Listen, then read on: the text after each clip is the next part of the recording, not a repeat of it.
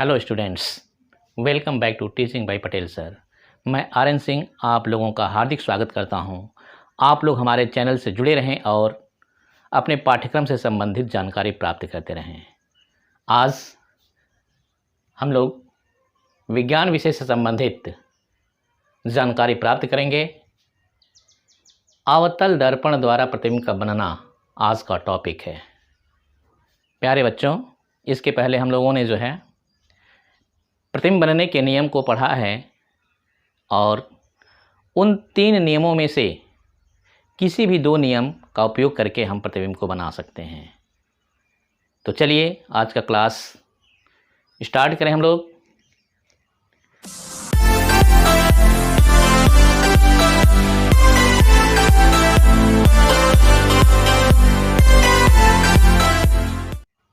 और अवतल दर्पण जैसे कि बताया जा चुका है, ये अवतल दर्पण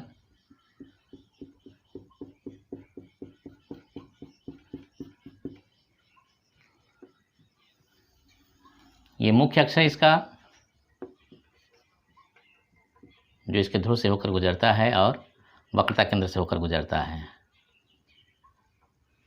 इसमें पहली स्थिति हम लोग देखेंगे कि जब बिंब को अर्थात वस्तु को इसके फोकस और ध्रुव के बीच में स्थित करते हैं, रखते हैं। ध्रुव P है, इसका फोकस F और इसका वक्रता केंद्र C। इसके बीच में वस्तु को यदि कहीं पर भी रखी जाए, वस्तु AB, अवतल दर्पण के फोकस और ध्रुव के बीच में रखी गई है। पहला नियम हम देखते हैं यहाँ पर। पहले नियम के अनुसार मुख्य अक्ष के समांतर चलने वाली प्रकाश किरण अवतल दर्पण से परावर्तन के पश्चात उसके फोकस से होकर जाती है।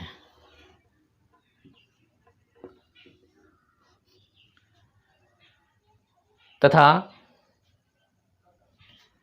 वक्रता केंद्र से होकर जाने वाली प्रकाश किरण अवतल दर्पण से परावर्तन के पश्चात उसी मार्ग से वापस हो जाती है। बच्चों, ये किरणें जो है आगे चलकर काटने की संभावना नहीं दिख रही है, एक दूसरे को कभी प्रतिच्छेदित नहीं करेंगी। तो इनको जो है हम पीछे की तरफ बढ़ाते हैं।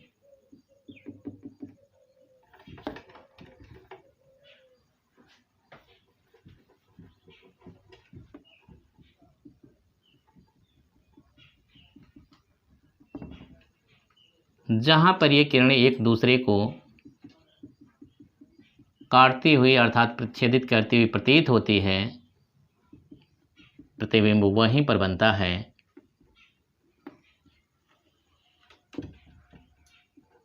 इस बिंदु पर ये काटती हुई प्रतीत हो रही है। यहाँ पर प्रतिबिंब A' B' बनेगा। ये प्रतिबिंब आभासी होगा क्योंकि ये किरणें जो है पीछे की तरफ नहीं जा सकती हैं, इनका परावर्तन हो चुका है और ये पीछे की तरफ दर्पण से पीछे की ओर जो है प्रतिच्छेदित करती हुई प्रतीत हो रही है। वास्तव में नहीं काट रही है, काटती हुई प्रतीत हो रही है, इसलिए बनने वाला प्रतिबिंब जो है आभासी होगा।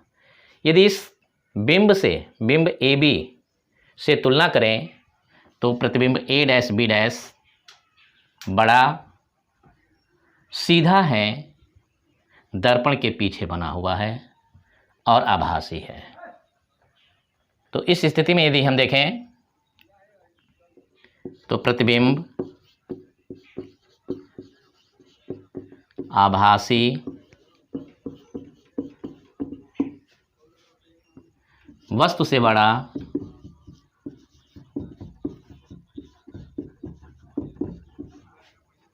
सीधा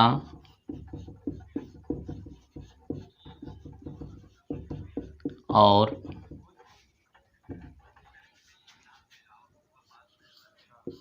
दर्पण के पीछे बनता है।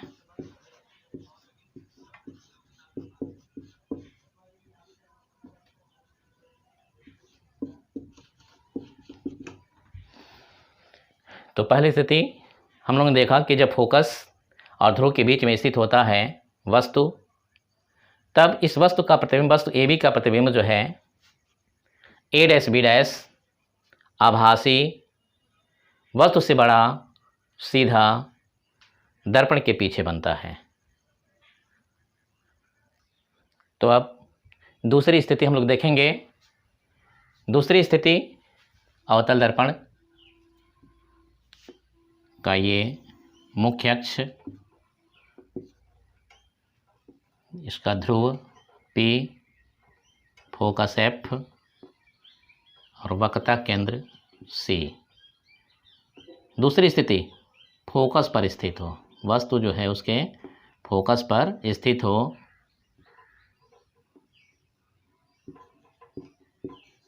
AB वस्तु मुख्य अक्ष के समांतर चलने वाली प्रकाश किरण अवतल दर्पण से परावर्तन के पश्चात उसके फोकस से होकर जाती है। और दूसरा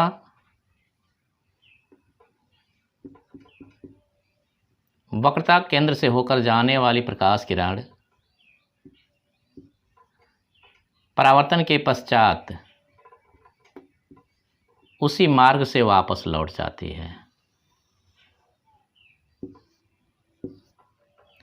ये दोनों किरणें आगे चल करके जो है अनंत पर काटती हैं।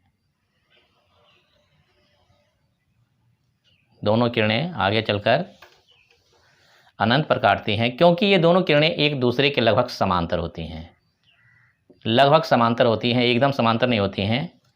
ये अनंत पर जा कर के काटेंगी और वहाँ पर प्रतिबिंब अनंत पर बनेगा ए डैश बी डैश। अनंत पर ये प्रतिबिंब बनेगा और ये प्रतिबिंब वास्तविक होगा।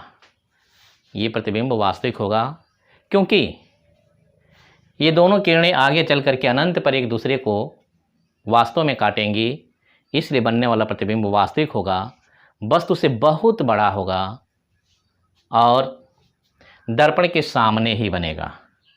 दर्पण के सामने अनंत पर वस्तु से बहुत बड़ा और वास्तविक बनेगा।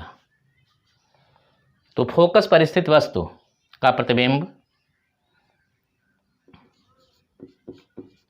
अनंत पर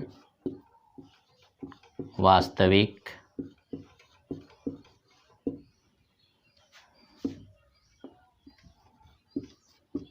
वस्तु से बहुत बड़ा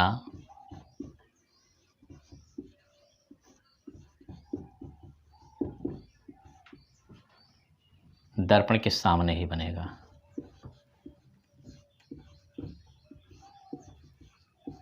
दर्पण के सामने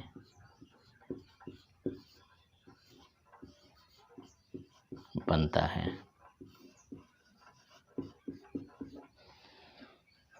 तो प्यारे बच्चों, हम लोगों ने दो स्थिति में देखा।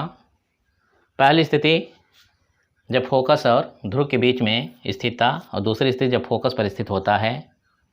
अब तीसरी स्थिति हम लोग देखेंगे।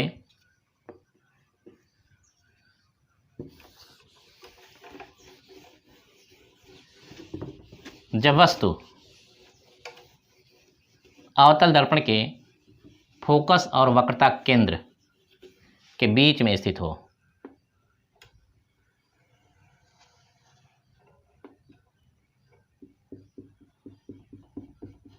जो वस्तु अर्थात बिंब, ये इसका ध्रुव मुख्य अक्ष है, ये इसका फोकस F, ये इसका वक्रता केंद्र C, तो वस्तु कहाँ पर स्थित हो? फोकस और वक्रता केंद्र के बीच में स्थित हो। यहाँ पर कहीं पर भी, इधर यहाँ पर कहीं पर भी दिखा दिया जाए, यहाँ पर हम वस्तु ए बी रख रहे हैं।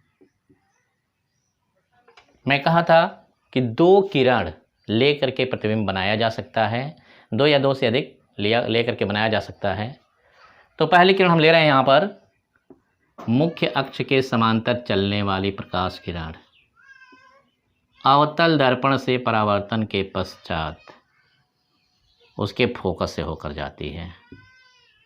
कहाँ से होकर जाती है? फोकस से होकर जाती है। तथा दूसरा नियम,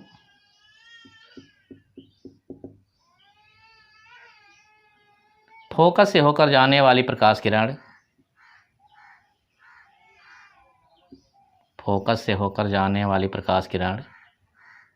अवतल दर्पण से परावर्तन के पश्चात मुख्य अक्ष के समांतर हो जाती है, मुख्य अक्ष के समांतर होकर जाएगी।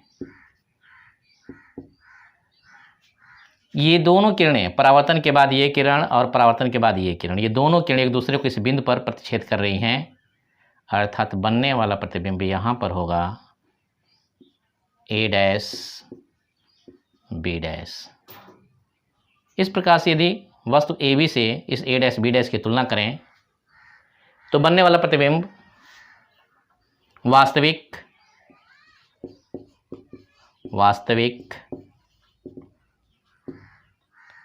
वस्तु से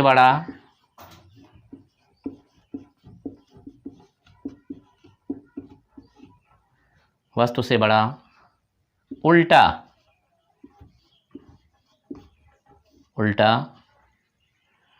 तथा वक्रता केंद्र से अधिक दूरी पर बनता है।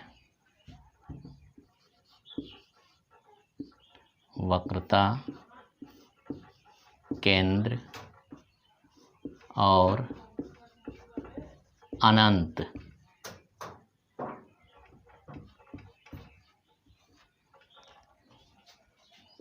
के बीच बनता है।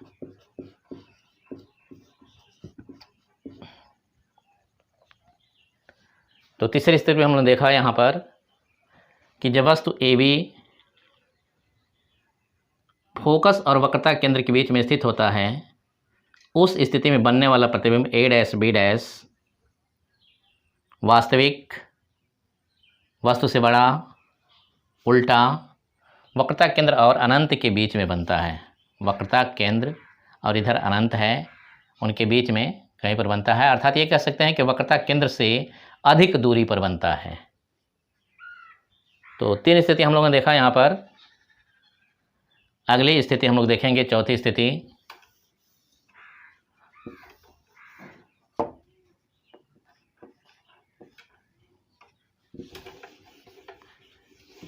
जब वस्तु वक्रता केंद्र पर स्थित होता है। वस्तु कहाँ पर स्थित हो? तो हम लोग जो है अब देखेंगे चौथी स्थिति। चौथी स्थिति में ये ध्रुव, इसका फोकस F और ये वक्रता केंद्र C। चौथी स्थिति में वस्तु वक्रता केंद्र पर रखते हैं,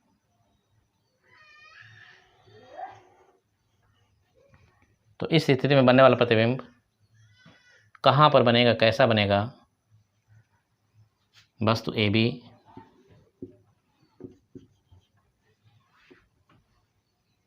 पहला नियम के अनुसार मुख्य अक्ष के समांतर चलने वाली प्रकाश किरण अवतल दर्पण से परावर्तन के पश्चात उसके फोकस से होकर जाती है। और दूसरा नियम, फोकस से होकर जाने वाली प्रकाश किरण अवतल दर्पण से परावर्तन के पश्चात मुख्य अक्ष के समांतर हो जाती है। यहाँ पर जो है वास्तव में किरणें काटती हैं, किरणें जो है वास्तव में एक दूसरे को काटती हैं।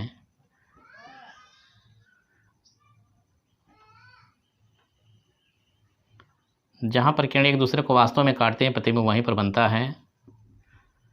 तो ये प्रतिबिंब ए डैश बी डैश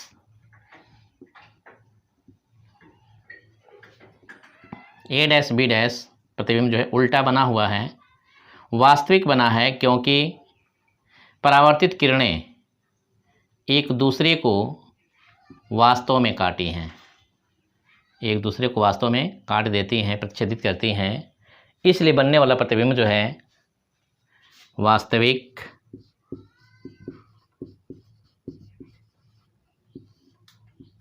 उल्टा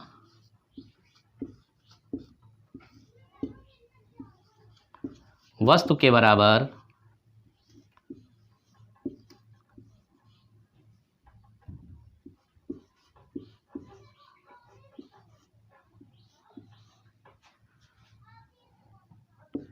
वक्रता केंद्र पर ही बनता है।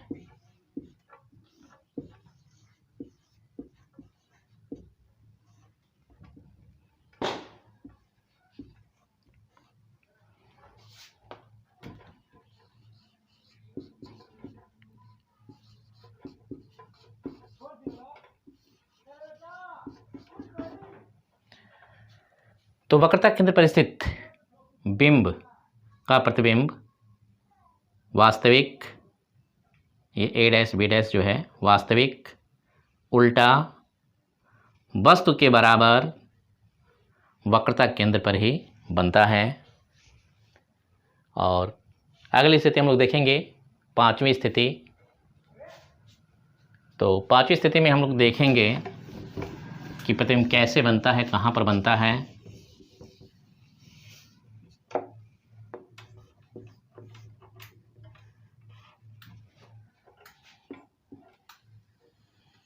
अवतल दर्पण,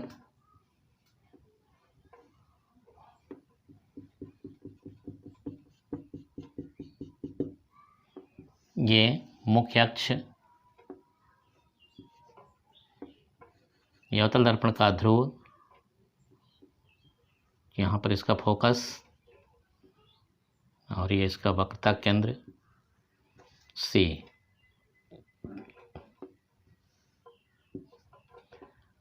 वक्रता केंद्र से अधिक दूरी पर वस्तु को रखी जाती है, पांचवी स्थिति है यह। ए बी वस्तु है, बिंब है। पहला नियम, प्रतिबिंब बनने का पहला नियम, मुख्य अक्ष के समांतर चलने वाली प्रकाश किरण अवतल दर्पण से परावर्तन के पश्चात उसके फोकस से होकर जाती है। और दूसरा नियम, वक्रता केंद्र से होकर जाने वाली प्रकाश किरण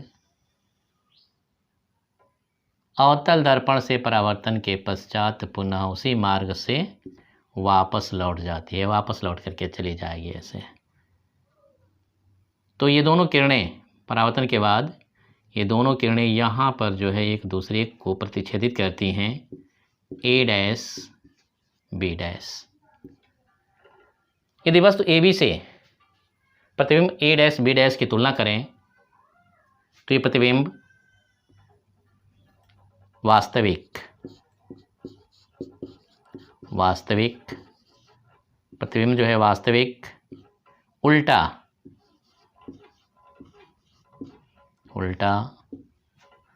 वस्तु से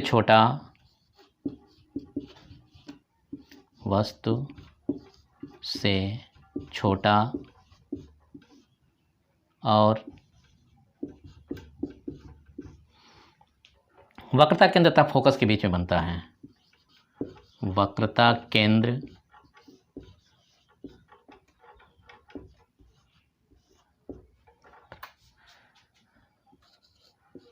तथा फोकस के बीच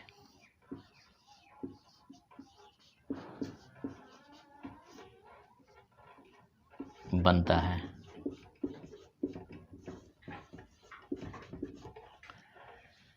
तो पांचवी स्थिति में हम लोगों ने देखा यहाँ पर कि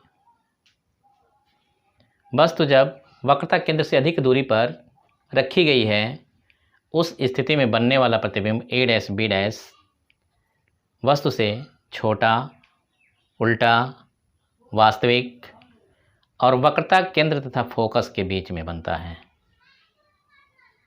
तो ये स्थितियां हम लोगों ने 5 स्थिति। छठी स्थिति हम देखते हैं।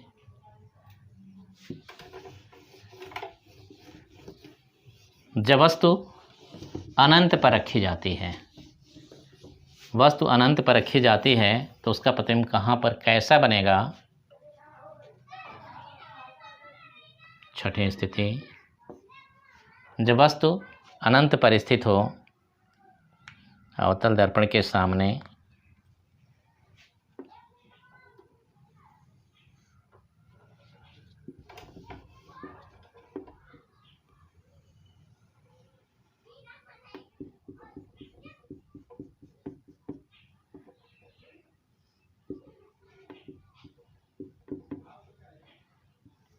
मुख्य अक्ष के, ये मुख्य अक्ष है, वस्तु अनंत पर स्थित है। कहाँ पर स्थित है? अनंत पर स्थित है। हमने मान लिया इधर अनंत है, या यहाँ पर मान लेते हैं।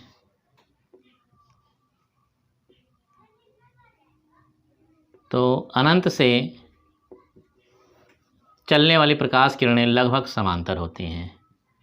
अनंत से चलने वाली प्रकाश किरणें लगभग समांतर होती हैं। यहाँ से परावर्तन की घटना घटित हो जाएगा। यहाँ से ये भी जो है परावर्तित हो जाएगा, परावर्तित होकर के यहाँ पर एक दूसरे को काटता है, जहाँ पर इसकी फोकस होती है। इसके फोकस पर ये काटती है ए डैश बी डैश। वस्तु ए बी अनंत पर स्थित है, बहुत अधिक दूर कहीं पर स्थित है। तो अनंत से चलने वाली प्रकाश किरणें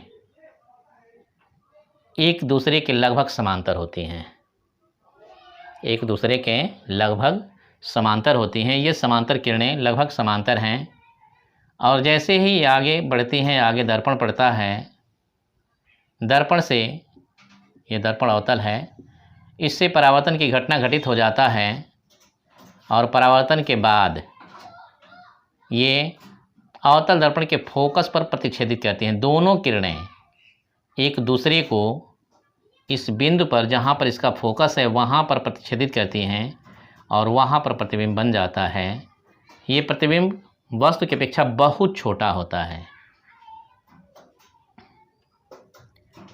प्रतिबिंब जो है बहुत छोटा, बहुत छोटा, बिंदु आकार का कह सकते हैं, बहुत छोटा, उल्टा, वास्तविक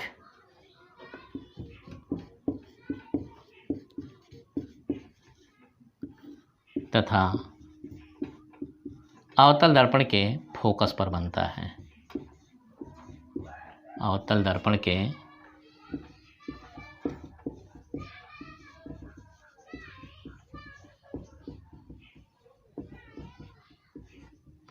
अवतल दर्पण के फोकस पर बनता है।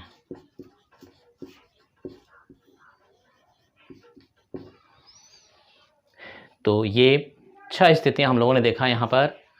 अवतल दर्पण द्वारा प्रतिबिंब कैसे बनता है, कहाँ पर बनता है, उनकी प्रकृति क्या होती है, इसके बारे में जानकारी हमने लिया। धन्यवाद। आज का टॉपिक बस इतना ही। आप हमारे चैनल से जुड़े रहें और संबंधित पाठ्यक्रम से जानकारी प्राप्त करते रहें।